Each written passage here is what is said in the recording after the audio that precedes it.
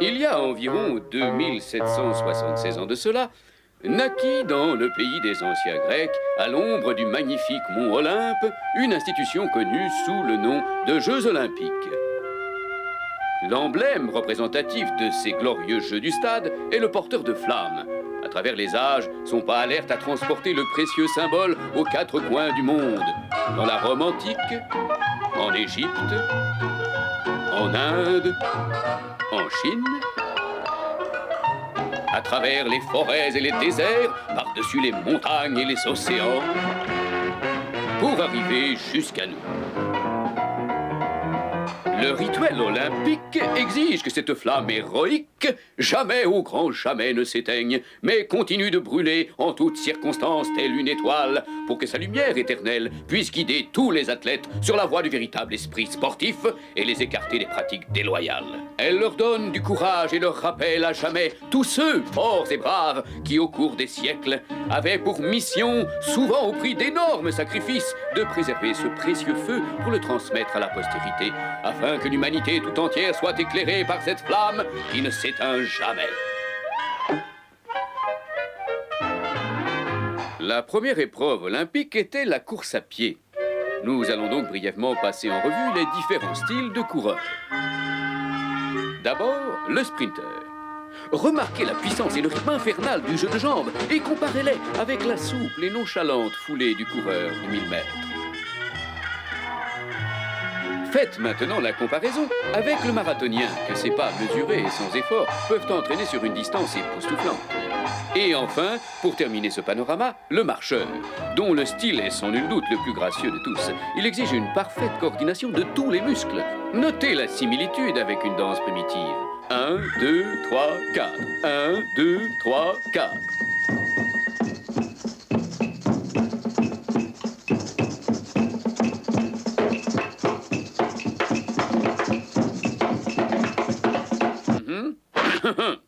Faites attention, vous êtes sorti de la piste. La piste. Ah, justement, nous y revenons pour la course la plus spectaculaire. La course de haies. À vos marques. Prêts? Partez! Il n'y a vraiment rien de comparable à la foulée aérienne du sauteur de haies. C'est la beauté du mouvement à l'état pur.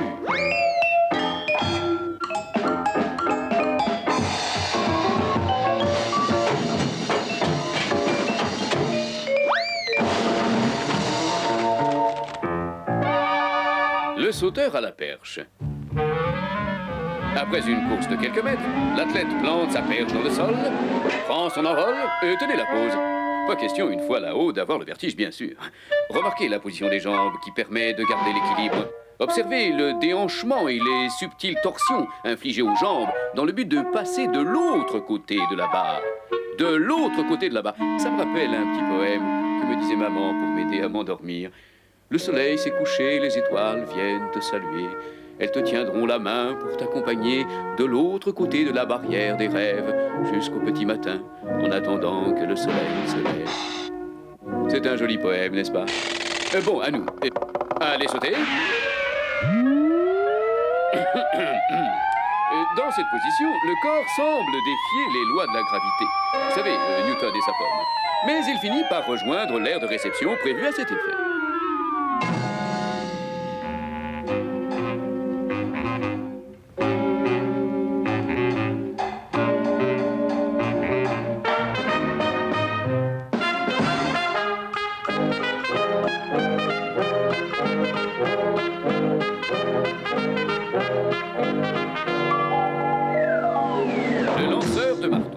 Plus encore que toutes les autres, cette épreuve exige de l'athlète une imposante musculature au niveau du torse, des bras et même du cerveau. L'athlète doit faire tourner le marteau jusqu'à ce qu'il atteigne une vitesse impressionnante.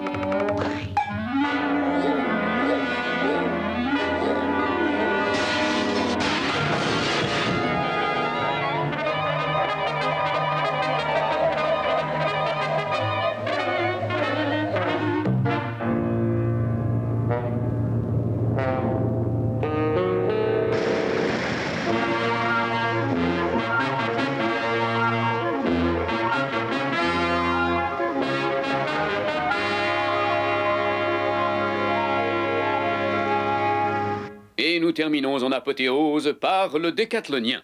Cet athlète doit se soumettre à 10 épreuves différentes, disputées les unes à la suite des autres.